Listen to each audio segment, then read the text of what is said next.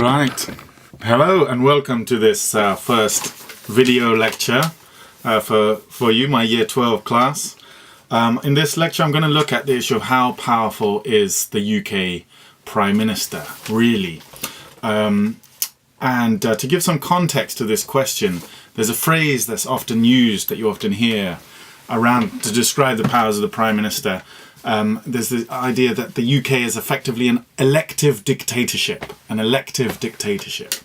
This is a phrase that was coined by Lord Hailsham in the 1970s. And effectively means, what he meant by this was that basically the UK government, and really what he means by that is the UK Prime Minister, once elected, effectively has limitless power, dictatorial powers effectively. I'll go into his reasons for stating this more in detail during the lecture. But in brief, the argument is that the government's, the inbuilt majority that the government normally has, the Prime Minister's party normally has in the House of Commons, combined with the doctrine of parliamentary sovereignty, ultimately leads to a situation where effectively the government's power is virtually limitless. So in this lecture, what I'm going to do is I'm going to look at the powers of the Prime Minister and the constraints on those powers as they relate to three groups or bodies in turn. So first I'm going to look at Cabinet, secondly at Parliament, and then ultimately the public. And ultimately I'm going to argue and conclude that each of these three institutions or bodies can constrain the Prime Minister's powers, but their ability to do so ultimately depends on, one, the size of the Prime Minister's parliamentary majority, and two, their level of public support. So that's the form the lecture is going to take. So to begin with, let's look at Cabinet. Now, as you know, according to the UK Constitution, the UK is governed by a system of what's called cabinet government. Really important phrase, cabinet government.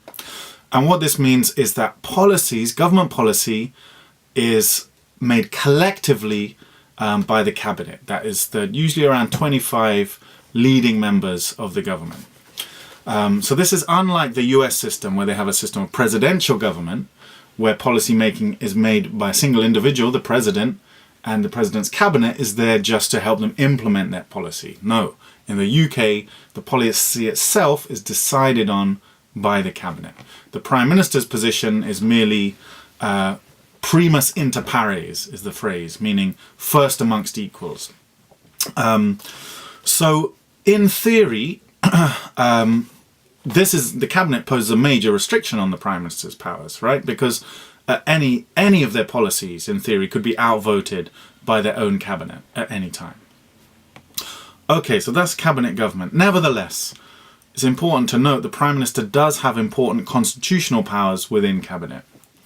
The most important of these is, of course, the Prime Minister's patronage powers, their ability to hire and fire members of the cabinet. All members of cabinet are appointed by the Prime Minister, given their posts and their positions by the Prime Minister, and can be sacked at any time by the Prime Minister.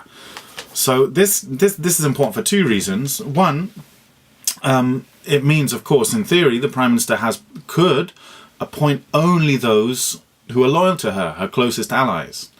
And secondly, of course, it means that once in cabinet, any members of cabinet who might feel they want to oppose the Prime Minister, they know that that will put them in direct danger of potentially losing their job if they do that too often. So these patronage powers give the Prime Minister tremendous hold over cabinet. They can choose who they want, and anyone they don't like, how they're behaving, they can sack them at any time. Also, the Prime Minister has the power to set the agenda within Cabinet, which means Cabinet can ultimately only discuss what the Prime Minister wants them to discuss. So, for example, Tony Blair, famously with the Iraq War, only raised the issue of Iraq and the Iraq War 3 days before the invasion took place, when he'd already committed troops, had sent troops to the Gulf already. They were already there on the borders of Iraq. He'd already made a commitment months and months earlier to the US President George W. Bush that he would be involved in this war. He only actually allowed Cabinet to discuss it 3 days before the invasion, by which time it was effectively a fait accompli. It was already going to happen. Furthermore, the Prime Minister gets to decide how often and for how long the Cabinet meets. So, of course, this is potentially quite a serious limitation on the Cabinet's ability to influence policy if they're not meeting for very long or very often. Again, with Tony Blair, he famously had pretty short Cabinet meetings, usually only about 30 or 40 minutes long, and only once a week.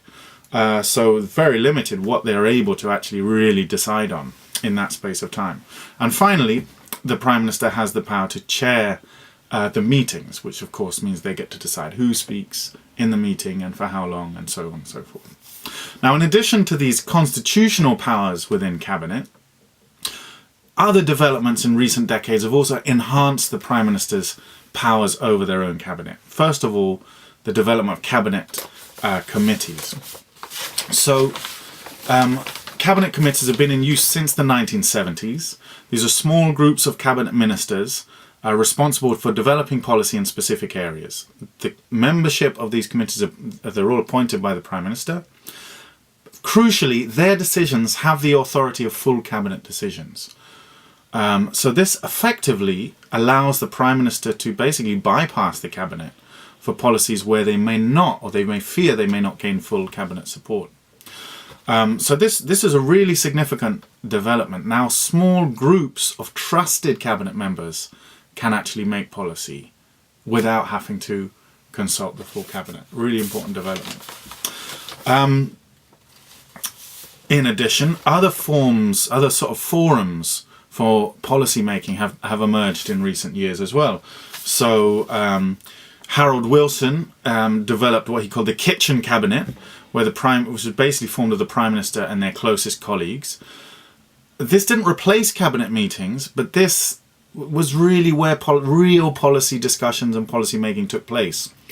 Then when it came to full votes in Cabinet, of course, the key members of the Cabinet had already been consulted and discussed the issue and effectively, kind of shoehorned, if you like, the Cabinet to voting for a certain policy. So there's this idea these other forms have developed where real policy discussions are actually happening, not within full Cabinet meetings. Another example would be the development and increased use of bilaterals, which is meetings between the Prime Minister and just one other Cabinet Minister. So, for example, Theresa May might meet with Jeremy Hunt, the Health Secretary, to formulate health policy, rather than that being a collective discussion by the whole Cabinet. Those are called bilaterals.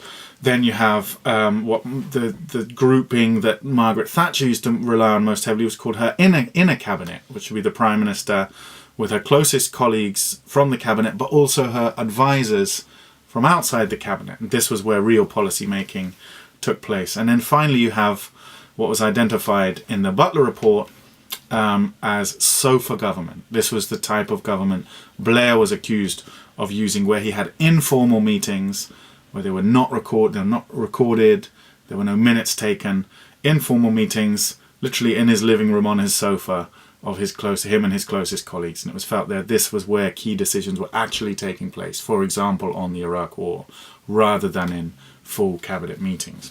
So all of these mechanisms, kitchen cabinets, inner cabinets, sofa government, bilaterals, Cabinet committees, all of these have been used over recent years increasingly as a means of formulating policy outside of official Cabinet meetings and in forms where the Prime Minister has more control and is reliant just on their closest colleagues and allies.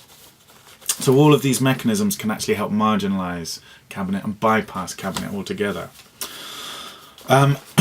So all of this, the Prime Minister's constitutional powers, these different forums that have developed, and so on, all suggest the Prime Minister has formidable powers over Cabinet. And of course, combined with their ability to hire and fire Cabinet members, it suggests really Cabinet could be seen as little more as a kind of rubber stamp for the Prime Minister's policies. However, it's important to recognise there are political limits on how far these powers can be used.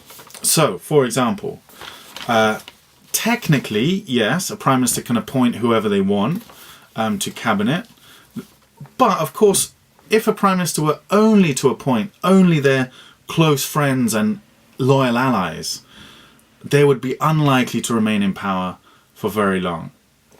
they really must, if they want to stay in power and maintain the support of their own MPs within Parliament, they must include major figures, the so-called big beasts of the party, who have a lot of support amongst backbench MPs and so on. Because if they don't include these figures, those figures will be left on the backbenches, where they're free to speak against them, organise revolts against them, to defeat their legislation in Parliament, perhaps even organise a leadership challenge. So it's for this reason that Theresa May, for example, has Boris Johnson in her cabinet, because she doesn't want him on the backbenches undermining her government. As John Major famously said, excuse my language, but this is the quote, he said, it's better to have the bastards inside the tent pissing out than outside the tent pissing in. Meaning, if you bring people, even if you don't like them and they're your rivals, you bring them into cabinet, they're bound by the doctrine of collective responsibility. They have to support government policy publicly. That's much better than having them on the backbenches where they're free to criticise your policy and ultimately potentially bring you down. So Theresa May has to really, not legally, not constitutionally, but politically, she has to really include figures like Boris Johnson and these kind of big, powerful figures in her party. Boris Johnson's often referred to in the media as being someone who's unsackable, because she just cannot afford to have him on the backbenches, where he's not bound by collective responsibility, where he's free to talk against her policies and so on. She just politically cannot afford that. So he can say what he wants, undermine her whenever he wants, and she can't really do anything about it. So cabinet ministers can be very powerful. If they have support in the wider party, in the wider public, on the backbenches, then often prime ministers are effectively forced to keep them in their cabinet, whatever they personally think of them. Another constraint on who the prime minister chooses for their cabinet is they really have to make sure that they have the different factions within their party represented, to avoid alienating one or other faction. Obviously, the key factions at the moment within the Conservative Party would be Brexiteers versus Remainers. So Theresa May, when she's considering her cabinet, she has to have some kind of balance between Brexiteers and Remainers.